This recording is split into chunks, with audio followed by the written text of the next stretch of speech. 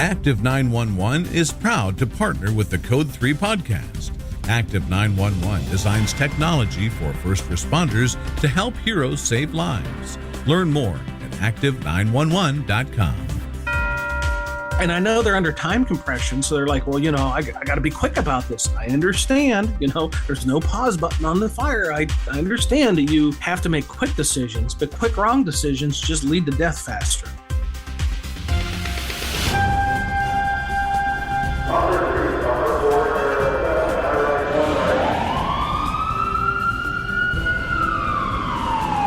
From Los Angeles, this is Code 3, the Firefighters podcast, hosted by award-winning journalist Scott Orr. Now, here's Scott. That's right, and I will not let Parkinson stop me. Thank you for joining me today for another edition of Code 3. This is the show that gives you all the information on a firefighting topic you need in about 20 minutes. Let's get started. Some people call it autopilot. It's that ability to arrive at a scene and immediately get to work. That's a learned skill and it definitely has a place on the fireground. But another learned skill that may be even more important is the ability to analyze decisions before they're made. You may know it by a more familiar term, situational awareness. Most firefighters believe they have it already, and many do. Some really don't. But just like anything else, you can develop it or improve on what you have. There's a difference between situational awareness on the fireground and in other jobs. That, of course, is that people can get hurt or die if it's not done well on this job. My guest today is an expert in helping firefighters build their situational awareness skills, and he has some tips that may make yours a bit better. Dr. Richard Gasaway is the president of Situational Awareness Matters. He leads a team of expert instructors who train and consult on safety and leadership topics. He's written 7 books related to situational awareness, high-risk decision-making, and leadership. He served 33 years as a firefighter, EMT paramedic, company officer, training officer, fire chief, and incident commander, so he knows this topic well. And Rich Gasaway joins me now. Welcome to Code 3. Well, thanks for having me, Scott. I really appreciate the opportunity to join you today and to talk about situational awareness. It's great to have you. So let's define situational awareness as it applies to structure fires. Well, it applies broadly beyond just the term, used for structure fires, but in general, situational awareness is a person's ability to perceive and to understand what's happening in the environment around them while being mindful about how time is passing, because obviously as time passes, conditions change. And as conditions change, then so should our awareness. And then take that understanding and make accurate predictions about what's going to happen in the future. And hopefully make those predictions in time to prevent a bad outcome. So essentially, situational awareness, if I had to take all of that I said and just sum it up in 3 words, it's the ability to perceive and to understand and to predict.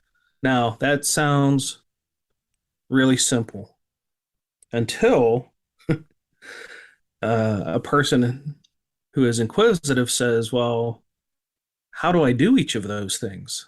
How do I perceive the environment around me? How do I understand or make sense of it? How do I make accurate predictions about the future? And in the classes I teach, the process of perception, understanding, and prediction, that can easily take 2 hours to explain how it happens. Once a person understands how it happens, and that's pretty important to the foundation of situational awareness, is understanding how it happens.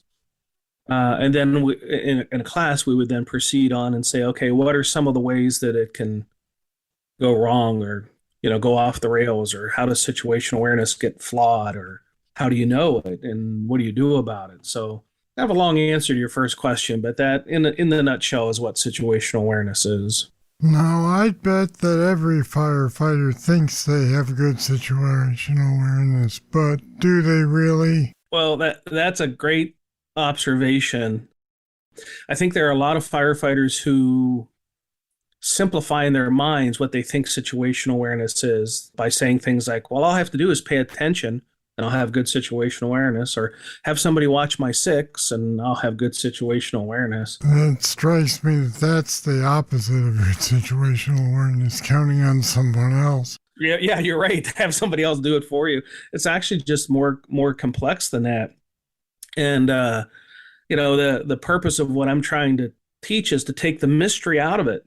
So that, like, if you get in your car and you start it up and it starts every time, you don't really have to understand how your car operates. But if you get in your car and you try to start it and it starts making a weird noise or it doesn't turn over at all, having some knowledge about what's happening under the hood can help you to figure out what the problem is and how to fix it. And that's kind of what I teach. And instead of it being under the hood, it's what's happening in your brain that I'm teaching that helps responders to make sense of it. And quite often I get the feedback of, I never really understood what situational awareness was until now.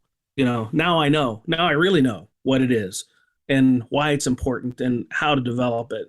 And it's with that knowledge that a responder can develop good situational awareness and then use that awareness as a foundation for good decision making. Now, there's a weird thing happening here, Scott, and that is you can have terrible situational awareness, horrible situational awareness. You absolutely can have zero situational awareness and still make a great decision. We call that lucky. And out there in the world are a lot of responders lucking their way into successful outcomes and thinking it's skill. But eventually that luck is going to run out and then it could be a very bad day. And that's what we see happen. And that's my passion, to try to help them to avoid the bad day. Coming back to the definition of situational awareness, it's the ability to predict outcomes in time to prevent bad things from happening. And that's what I wish most for responders. And there's a lot of responders out there that are very good students of the topic, very inquisitive, very eager to learn, very open-minded. And then there's some that just like look at an incident where something has happened, where responders got hurt or killed, and they start throwing around judgment and saying things like, well, how could they be so dumb, or that was just a stupid decision, and they start to judge what other people are doing instead of trying to learn why what they were doing at that point in time. Why did that make sense to them? It might never make sense to the person who's looking at it from the outside, but from the people who were there in the moment doing what they were doing when something went wrong, it made sense to them. They had some semblance of situational awareness. It might have been flawed or incorrect, but you're always having some amount of situational awareness. The key is to make sure that it's accurately representing the true situation that you're in, especially the threats in your environment. How often do firefighters go into autopilot mode and simply start doing at a fire scene? Quite often. We humans, we are creatures of habit. And there is nothing that will drive us more toward our habits than stress. The more stressed we get, the more we can go into automatic mode. And what is at risk here is, let's just say that firefighters do hands-on firefighter training at a burn building. So the evolution is going to be take a hose line, go inside, go to the right, start fire attack, start search, and they're going to do that evolution 4, 5, 6, 8 times, enough to develop a proficient skill set of doing those physical activities. A lot of times in training, what is missing is teaching and practicing the thinking part of it. If a firefighter is told, take a hose line, go through the door, turn right, conduct the primary search, and put out the fire when you see it, that's all physical activity based. And sometimes instructors miss the opportunity to challenge a firefighter during a training evolution to say to the firefighter, well, before you go in, maybe let's pause and you describe for me what the conditions would be like that maybe you wouldn't go in. What would no-go look like to you? And if you had no-go conditions, what might you do instead of go? Now, that's not what we do on training grounds. We go, go, go, go, go, go, go, go, go, go, go, go, go, go, go, go, go. We never no go. And do it the same way we've done it 10 other times. In the same way, right? Which is good for building physical, kinesthetic, muscle memory, muscle movement skills. So I don't want to diminish that to say that the repetitions of physical activity is bad, but what we have to get better at is while we're doing it, right in the midst of doing it, also teach and practice cognitive skills, thinking skills, decision-making skills, and teach firefighters how to make their own decisions instead of us instructors making decisions for them, and teaching them how to assess the conditions and make their own go and no-go decisions and their own hose line selections and their own route of travel instead of going through the front door. Maybe the front door isn't on a particular fire. Maybe the front door isn't the best point of entry, but you see firefighters going in the front door all the time automatically, as you had said, this automatic mode. Why? Because they go in the front door of the training building instead of the back door, because it takes more time, takes more effort.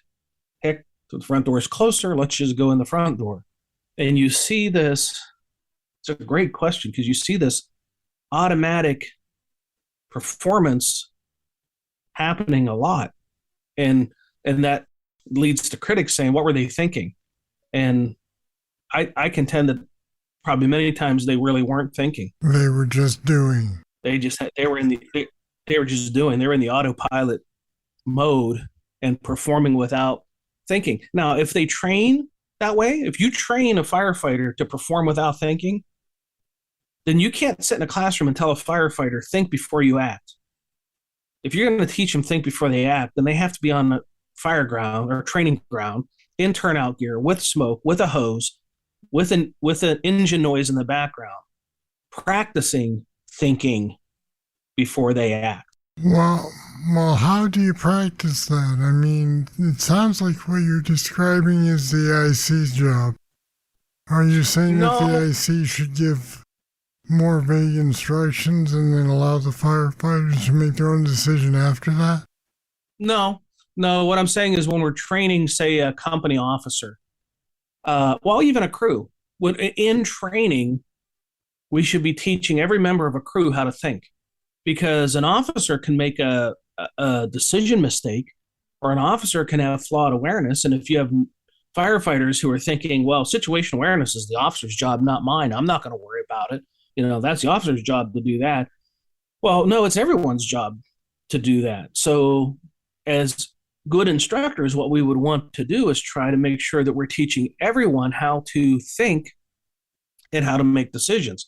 And we do that in training. And the more we teach them how to think and make decisions in training, the more likely it's going to transition to a fireground that they're going to think before they think and make their decisions instead of going in automatic mode. Now, in part, it is the incident commander, but if it's a first arriving crew and the officer on the first arriving crew is the company officer, be it lieutenant or captain or whatever, they are de facto the initial incident commander, absent the presence of somebody more superior to establish, a formal command position for the duration of the incident. That first arriving officer is the incident commander.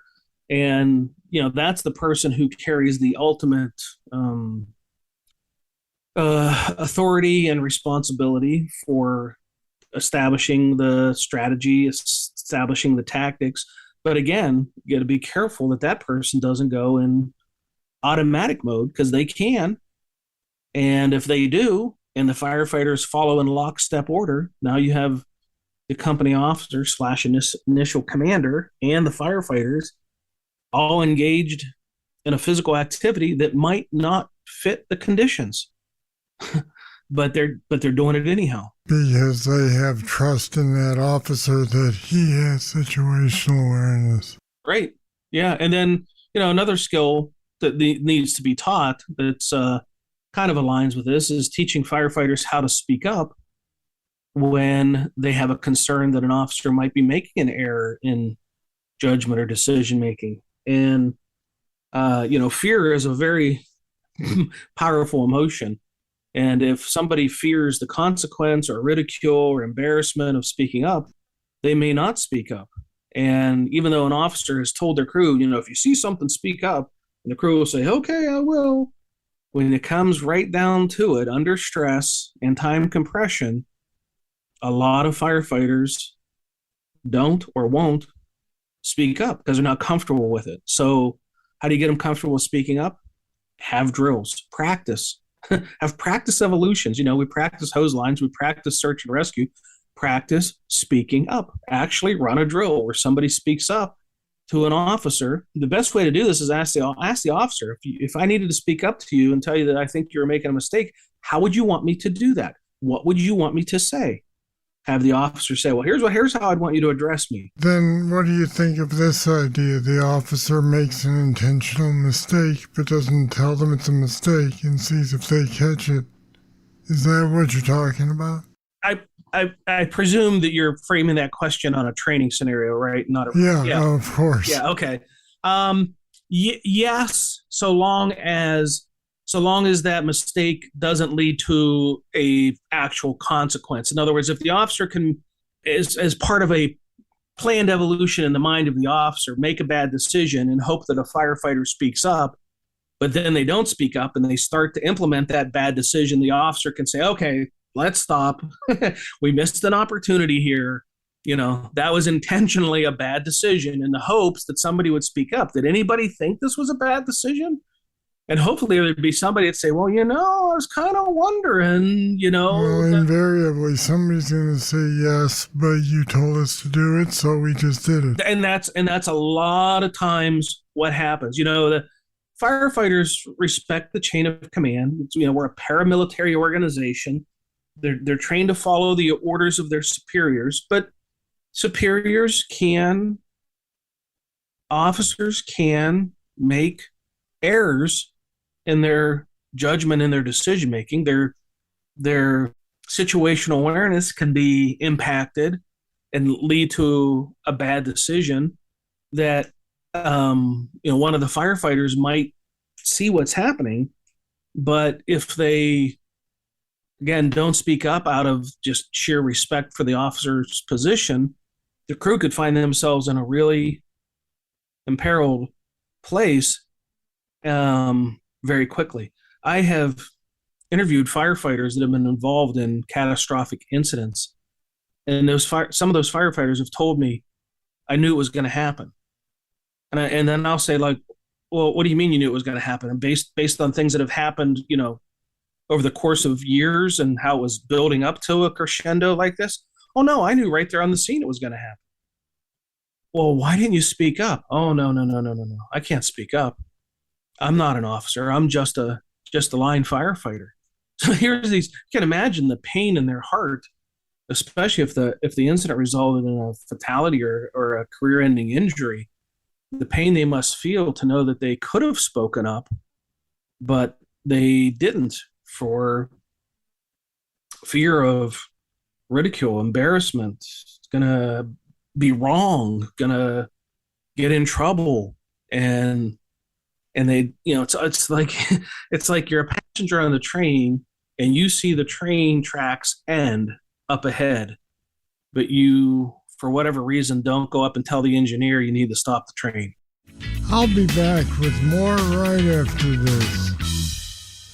Looking to decrease your response times? With Active Alert, get calls straight to your phone from dispatch via the app, available for Android, iPhones, and tablets. Plus, get directions to the scene, have all CAD notes in one place, see who's responding, and quickly identify nearby map markers like hydrants and pre-plans. With a low per-device price, Active Alert is a must-have tool for first responders. See for yourself why it's trusted by thousands of firefighters nationwide. Start your free trial today at active911.com.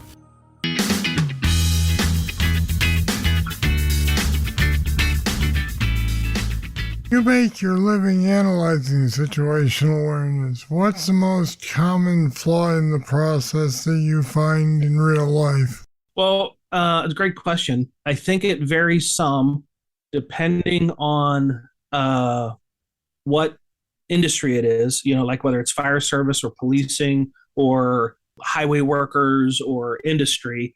So as we're focused on firefighters, I will say that the greatest challenge that I see is making accurate predictions about future events and making those accurate predictions in time. I think firefighters are pretty good at keeping their head on a swivel, paying attention, gathering intel about what's happening around them. I think they're pretty good about that. There's some challenges, but I think they're pretty good at taking the information that they gather and thinking of them like puzzle pieces and assembling the puzzle together and understanding what is happening. Where I think they are challenged the most is pausing before they act and making a prediction based on, here's the decision, here's what I'm going to do. Pausing, take a couple deep breaths and say to themselves, how's this going to turn out before they actually even implement it? Kind of take that peer into the future. And in the class, I call it a recipe. It's a process for how to predict outcomes, how to accurately anticipate things that are happening in the future. And, as I teach it, I'd say, practice these steps between. A lot of firefighters think that the process for decision making is, you analyze things, you make a decision, then you take an action.